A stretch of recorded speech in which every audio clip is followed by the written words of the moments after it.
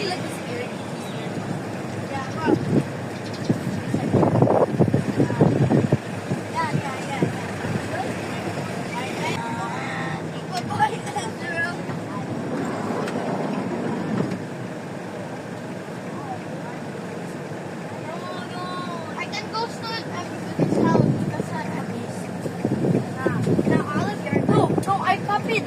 I saw it. Elementary service mga bossing. Now Meron pa tayo high school. so hard to go to our house.